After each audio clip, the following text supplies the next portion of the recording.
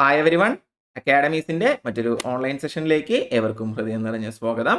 ഞാൻ ഹൻഷാദ്. അപ്പോൾ ഈ RRB NTPC നോട്ടിഫിക്കേഷൻ വന്നതിന് ശേഷം നമുക്ക് നിങ്ങളിൽ ഒരുപാട് പേര് അയച്ചിട്ടുള്ള സംശയങ്ങളിൽ ഒന്നാണ് ഏത് ലാംഗ്വേജ് ആണ് ഞങ്ങൾ എക്സാം അപ്ലൈ ചെയ്യുമ്പോൾ ചൂസ് ചെയ്യേണ്ടത് എന്നുള്ളത്. ഇത് സത്യമായിട്ടും കൃത്യമായിട്ട് നിങ്ങൾ മനസ്സിലാക്കി തന്നെ അപ്ലൈ ചെയ്യേണ്ടുന്ന ഒരു കാര്യമാണ്. അതുകൊണ്ട് തന്നെ അതിൽ 1-2 കാര്യങ്ങൾ നിങ്ങൾക്ക് യൂസ്ഫുൾ ആവുന്ന എനിക്ക് 100% ഉറപ്പുള്ള 1-2 കാര്യങ്ങൾ എന്ത് ചെയ്യാം ഞാൻ പറഞ്ഞുതരാം. ഒന്നാമത്തെ കാര്യം, നിങ്ങൾ ആദ്യം മനസ്സിലാക്കേണ്ടത് നിങ്ങൾ എക്സാമിന് പ്രിപ്പയർ ചെയ്യുന്ന ലാംഗ്വേജ്, നിങ്ങൾ എക്സാമിന് അപ്ലൈ ചെയ്യുന്ന ലാംഗ്വേജ്, ഇങ്ങനെ 2 ചോദ്യങ്ങൾ നമ്മൾ അഡ്രസ്സ് ചെയ്യേണ്ടതുണ്ട്. അതിൽ ആദ്യത്തെ ചോദ്യം, ബലൂണൊക്കെ വന്നിട്ടുണ്ട്, എങ്ങനെ വന്നതെന്ന് എനിക്കറിയില്ല, ഞാൻ ടോപ്പിക്കിലോട്ട് തന്നെ വരുന്നുണ്ട്. എക്സാമിന് നിങ്ങൾ പ്രിപ്പയർ ചെയ്യുന്ന ലാംഗ്വേജ്, ഇറസ്പെക്റ്റീവ് ഓഫ് നിങ്ങൾ മലയാളം മീഡിയം ആണെങ്കിലും ഇംഗ്ലീഷ് മീഡിയം ആണെങ്കിലും നിങ്ങൾ എന്തിലായിരിക്കണം പ്രിപ്പയർ ചെയ്യേണ്ടത്?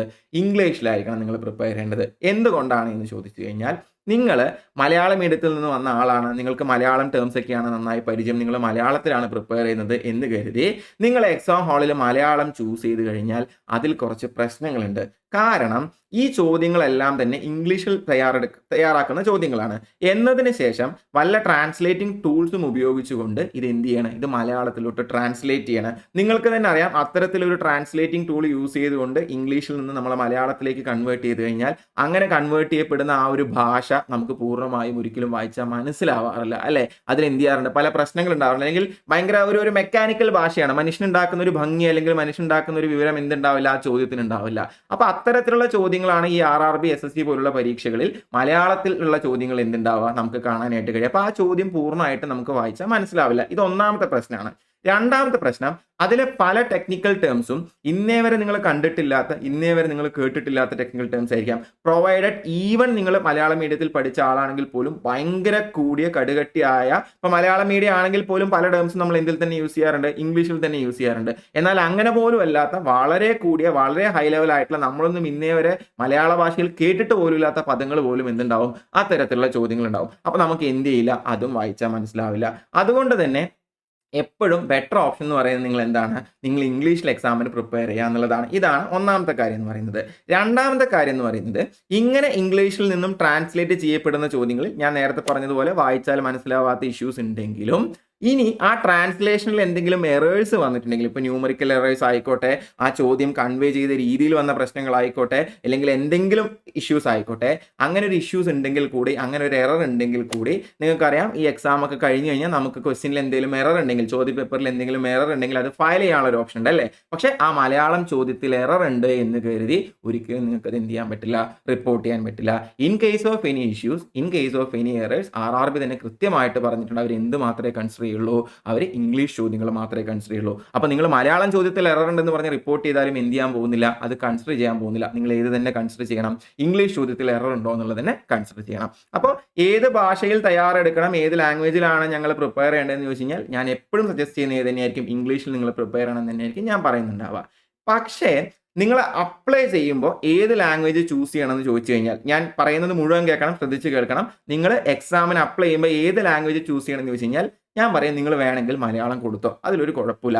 അപ്പോൾ പിന്നെ ഇത്രയും നേരം പറഞ്ഞിട്ട് ഞങ്ങളോട് എന്തിനാ മലയാളം കൊടുക്കാൻ പറയുന്നതെന്ന് ചോദിച്ചു കഴിഞ്ഞാൽ, ഞാൻ പറയുന്നത് മുഴുവനായിട്ട് കേൾക്കുക. അങ്ങനെ മലയാളം കൊടുത്തു കഴിഞ്ഞാലുള്ള അഡ്വാൻറ്റേജ് എന്താണെന്ന് വെച്ച് കഴിഞ്ഞാൽ, ഇംഗ്ലീഷ് എന്ന് പറയുന്ന ഇത്തരത്തിലുള്ള എല്ലാ പരീക്ഷകൾക്കും ഒരു ഡീഫോൾട്ട് ആയിട്ടുള്ള ലാംഗ്വേജ് ആണ്. അതുകൊണ്ട് തന്നെ ഈവൻ മലയാളത്തിൽ കൊടുത്താലും നിങ്ങൾക്ക് എന്ത് ചെയ്യാൻ പറ്റും, ഇംഗ്ലീഷിലേക്ക് സ്വിച്ച് ചെയ്യാനായിട്ട് പറ്റും. അപ്പോൾ ഒരു ഇംഗ്ലീഷിൽ ഒരു ചോദ്യം വായിച്ചു, ഇംഗ്ലീഷ് എന്ന് പറയുമ്പോൾ ഇംഗ്ലീഷിന്റെ ചോദ്യമല്ല, മാത്സ്, റീസണിംഗ്, GK, ഇംഗ്ലീഷ് ലാംഗ്വേജിൽ ചോദിക്കുന്ന ചോദ്യങ്ങൾ, അത് നിങ്ങൾക്ക് എല്ലാവർക്കും മനസ്സിലായിട്ടുണ്ടാവുമെന്ന് വിചാരിക്കുന്നു. അപ്പോൾ നിങ്ങൾ ഇംഗ്ലീഷിലാണ് പരീക്ഷ ചെയ്യുന്നത്, പക്ഷെ ഒരു ചോദ്യം കാണുമ്പോൾ നിങ്ങൾക്ക് എന്തെങ്കിലും അതിലൊരു കൃത്യമായിട്ട് മനസ്സിലാവാതിരിക്കുക, എന്തെങ്കിലും പ്രശ്നം തോന്നിക്കഴിഞ്ഞാൽ എക്സാം ഹാളിൽ നിങ്ങൾ മലയാളം അപ്ലൈ ചെയ്തിട്ടുണ്ടെങ്കിൽ എന്ത് ചെയ്യാൻ പറ്റും, നിങ്ങൾക്ക് മലയാളത്തിൽ സ്വിച്ച് ചെയ്തിട്ട് അതൊന്ന് വായിച്ചു നോക്കാനായിട്ട് പറ്റും. നേരത്തെ ഞാൻ പറഞ്ഞതുപോലെ തന്നെ എറേഴ്സും ഇഷ്യൂസും എല്ലാം ഉണ്ടാവാൻ സാധ്യതയുണ്ട്. എന്നിരിക്കലും നമ്മൾ എല്ലാ ചോദ്യവും അങ്ങനെയല്ല അപ്രോച്ച് ചെയ്യുന്നത്. സംശയം വന്നാൽ തന്നെ, അല്ലെ, അല്ലെങ്കിൽ വന്നാലുള്ള ഒരു കേസിൽ മാത്രം ഒരു ബാക്കപ്പ് ആയിട്ട് നിങ്ങൾക്ക് എന്ത് ചെയ്യാം, മലയാളം കൊടുത്തു വെക്കാം. അപ്പോൾ ചോദ്യം, നിങ്ങൾ ചോദിച്ച 2 ചോദ്യങ്ങൾക്കുള്ള ഉത്തരം ഞാൻ പറഞ്ഞു. നിങ്ങൾ എക്സാം ഏതിൽ പ്രിപ്പയർ ചെയ്യണമെന്ന് ചോദിച്ചു കഴിഞ്ഞാൽ ഐ വിൽ സ്ട്രോങ്ലി റെക്കമെൻഡ് നിങ്ങൾ ഇംഗ്ലീഷ് മീഡിയം ആണെങ്കിലും മലയാളം മീഡിയം ആണെങ്കിലും നിങ്ങൾ ഇംഗ്ലീഷിൽ തന്നെ പ്രിപ്പയർ ചെയ്യണം. രണ്ടാമത്തെ കാര്യം, പക്ഷെ നിങ്ങൾ എക്സാമിന് അപ്ലൈ ചെയ്യുമ്പോൾ എന്ത് ചെയ്തോളൂ, നിങ്ങൾ മലയാളത്തിൽ കൊടുത്തോളൂ. പക്ഷെ നിങ്ങൾ എക്സാം എഴുതേണ്ടത് എന്തിൽ തന്നെയാണ്, ഇംഗ്ലീഷിൽ തന്നെയാണ്. പക്ഷേ ഇങ്ങനെ ഒരു സംശയം വന്നു കഴിഞ്ഞാൽ എന്ത് ചെയ്യാൻ പറ്റും, നിങ്ങൾക്കൊന്ന് സ്വിച്ച് ചെയ്തിട്ട് അതിലോട്ട് പോയി നോക്കാനായിട്ടാണ് പറയുന്നത്. അപ്പോഴും ഞാൻ നേരത്തെ പറഞ്ഞ കാര്യങ്ങളെല്ലാം വാലിഡ് ആണ്. നിങ്ങൾ ആ മലയാളം, പക്ഷേ ഇംഗ്ലീഷ് വായിച്ചിട്ട് നമ്മൾ മലയാളത്തിലോട്ട് പോകുമ്പോൾ കുറച്ചും കൂടെ എന്തെങ്കിലും ഒരു പ്രശ്നം ഉണ്ടെങ്കിൽ അത് സോൾവ് ചെയ്യുക എന്നുള്ളതല്ലേ ഉണ്ടാവുള്ളൂ, അല്ലാതെ പൂർണ്ണമായും നമ്മളത് മലയാളത്തിൽ കാണില്ലല്ലോ. അതുകൊണ്ടാണ് ഞാനിത് ഇങ്ങനെ റെക്കമെൻഡ് ചെയ്യുന്നത്. അപ്പോൾ ഈ ഒരു സ്ട്രാറ്റജി ആയിരിക്കും ആസ് എ സ്റ്റുഡൻറ്, ഒരു മലയാളം മലയാളി സ്റ്റുഡൻറ്റ് എന്നുള്ള രീതിയിൽ, ഒരു കേരളത്തിൽ നിന്നുള്ള ആളെന്നുള്ള രീതിയിൽ നല്ലതായിരിക്കാം എന്നാണ് എനിക്ക് തോന്നിയിട്ടുള്ളത്. ഇത് നിങ്ങൾ ആലോചിച്ചിട്ട് നിങ്ങൾക്ക് എന്താണോ അതിൽ ശരിയായിട്ട് തോന്നുന്നത് ആ രീതിയിൽ തന്നെ നിങ്ങൾ എന്ത് ചെയ്യുക, നിങ്ങൾ ഫോളോ ചെയ്യുക. ഞാൻ പറഞ്ഞൊന്ന് സമ്മപ്പ് ചെയ്യുകയാണെന്നുണ്ടെങ്കിൽ എപ്പോഴും ഇംഗ്ലീഷിൽ തന്നെ പ്രിപ്പയർ ചെയ്യുക. പരീക്ഷയ്ക്ക് മലയാളത്തിൽ അപ്ലൈ ചെയ്യുക, പക്ഷേ എക്സാമിന് എന്ത് തന്നെ എഴുതണം, ഇംഗ്ലീഷിൽ തന്നെ എഴുതണം. സംശയം വന്നാൽ മാത്രം നമുക്കൊന്ന് എന്ത് ചെയ്യാം, നമുക്ക് മലയാളം എടുത്ത് നോക്കാം. അപ്പോൾ നിങ്ങളുടെ ആ ഒരു പ്രധാനമായിട്ടും കുറേ പേര് അയച്ച ആ ഒരു സംശയം ഞാൻ അഡ്രസ്സ് ചെയ്തു എന്ന് വിചാരിക്കുന്നു. ഇനി നിങ്ങൾക്ക് എന്തെങ്കിലും സംശയങ്ങളുണ്ടെങ്കിൽ അത് നിങ്ങൾ താഴെ എന്ത് ചെയ്തോളൂ, കമന്റ് സെക്ഷനിൽ പോസ്റ്റ് ചെയ്തോളൂ. RRB NTPCക്ക് തയ്യാറെടുക്കുന്നവർക്കുള്ള കംപ്ലീറ്റ് കോഴ്സ് നമ്മുടെ ആപ്പിൽ അവൈലബിൾ ആണ്. കോഴ്സിന്റെ ലിങ്കും നിങ്ങൾക്ക് എന്തെങ്കിലും കോഴ്സുമായി ബന്ധപ്പെട്ട കാര്യങ്ങൾ നമ്മളോട് ചോദിക്കുകയാണെങ്കിൽ അതിന് നിങ്ങൾ നമ്മളെ കോൺടാക്ട് ചെയ്യാനുള്ള നമ്പറും വാട്സപ്പ് നമ്പറും എല്ലാം എന്ത് ചെയ്യാം, ഞാൻ താഴെ ഡിസ്ക്രിപ്ഷനിൽ കൊടുക്കാം.